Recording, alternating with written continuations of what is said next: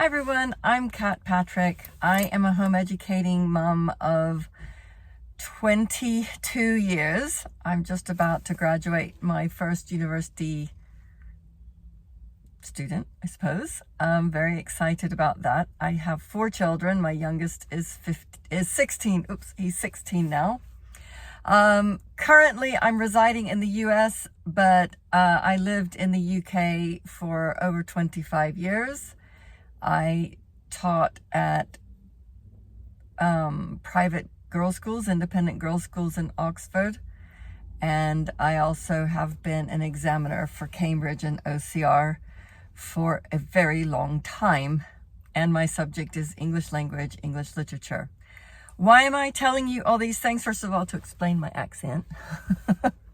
Which comes and goes, very American, very Southern from Texas, and then every now and then I'll say something like button, tomato. But I am making this video. I'm going to make actually a series of videos to support the people who are members of a Facebook group called HE Success Without UK Exams. But what I'm saying is of relevance to many home educating people in the UK. So if you are in HE Success Without UK Exams, feel free to share this video on other platforms and then tell them to come over and join us, and make sure you answer the joining questions so that you don't get denied first. And then I have to say, answer the joining questions. So then I can accept you. So what am I warbling all about now, right? What is all this? What is HE Success Without UK Exams? Well, basically, I attended a Learn Free conference in Coventry a number of years ago now. It was probably, well, it was pre-COVID. And now they're still doing it. In fact, it's about to happen again, and it happens every year in May. And this particular year, which is when I'm doing this, is 2023, they're having a hybrid one where you can go live to Coventry, but you can also attend online and virtually. It's a fantastic conference of home educating people, supporting home educating people, and getting in some people with a lot of experience. And then those who are just learning or just starting out will also be asked to talk. So it's fantastic to be involved in things like that. But it was there that approximately 4 years ago now, I suppose, I first heard the idea about applying to UK universities without GCSEs and A-levels and getting students, home educated students, into universities. The original person I heard it from was called, or is called, Shirley Vels, V-E-L-S. She has a blog that she wrote about the journey, and so it's still available to see. I'll put a link in on HE Success Without UK Exams comments. And so when you come over and join us, you can check that out. And her daughter, I think her daughter's just recently graduated actually, but she just applied using basically a spreadsheet that described a 4-year journey of studies that were particularly focused on the things that the student was very interested in, and contacted the college or university and was able to get on a degree program, and is recently finished.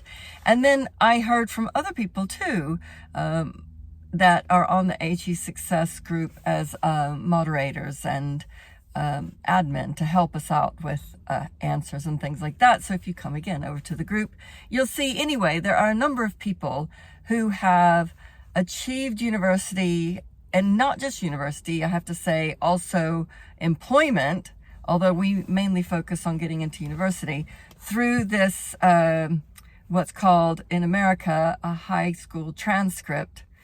When you satisfy a number of all I can do is call them credits. I'll have to explain another time in another video what credits are.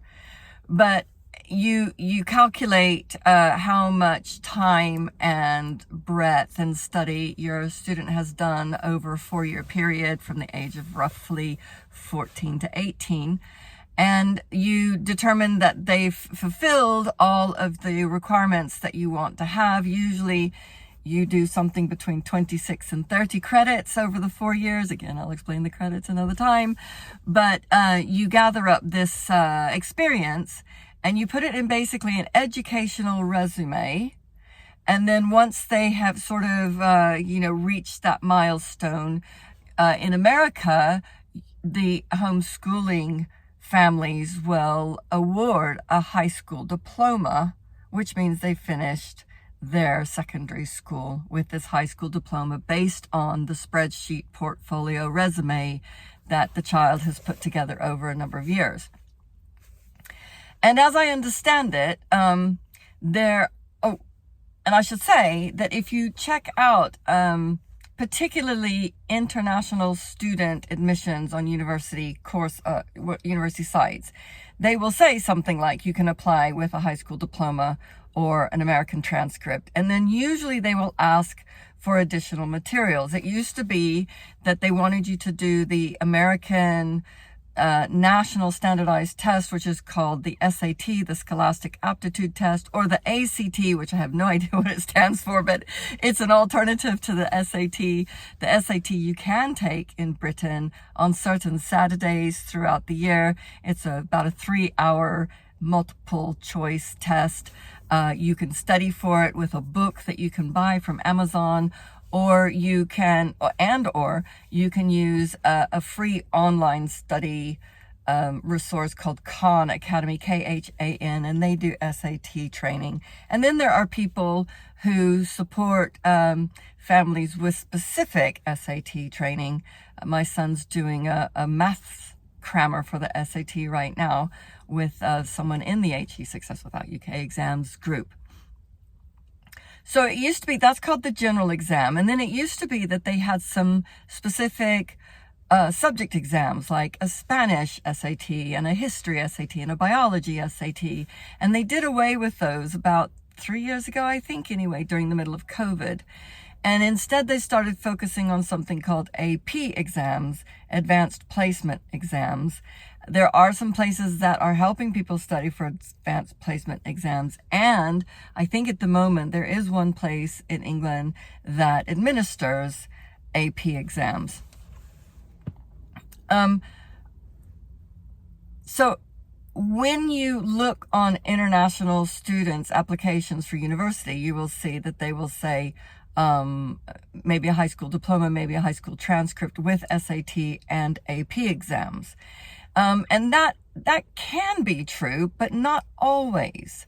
I know for recently announced, a number of Scottish universities had said they'll take the high school transcript, high school diploma without an SAT exam at all. So put that on your radar. If for some reason your children are not going to do well in GCSEs or A-levels, perhaps you don't like that kind of hyper focus on a few exams and you'd rather a more broad and liberal arts approach in secondary school before focusing at university.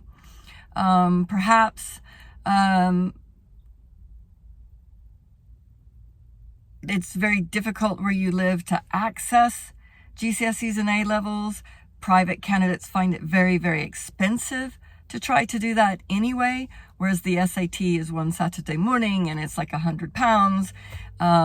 It's quite different from the GCSE treadmill and all the costs for that. I mean, some people have found local GCSE centers that are really cheap, but they're very rare. They're a bit like hen's teeth, right?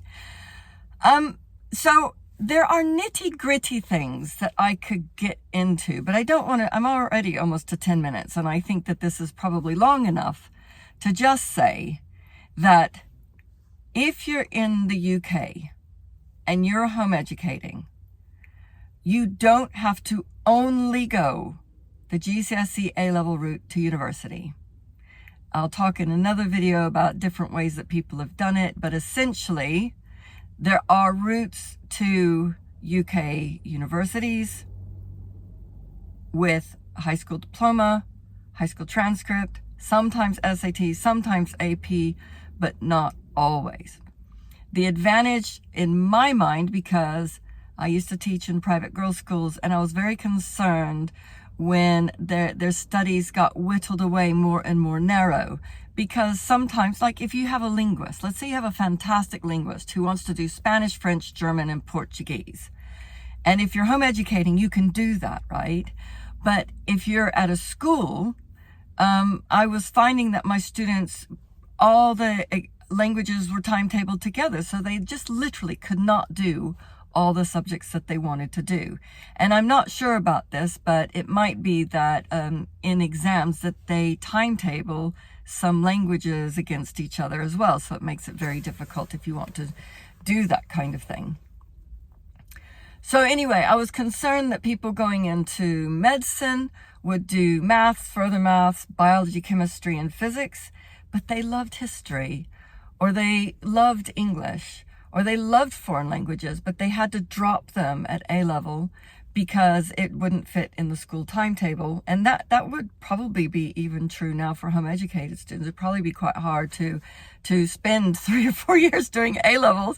I mean, I just think of the cost and the effort of that. But anyway, instead, a high school transcript, an American portfolio resume style approach allows them to be much more broad in their studies, like I say, before they focus at university. That's my own journey, actually. I did go to university in America and I studied medicine for 2.5 years at university. And then I realized actually my love was English literature and history. I changed in the middle of the university degree to do something I really enjoyed. I later went on and got a doctorate in it. And so now I'm a specialist in literary history.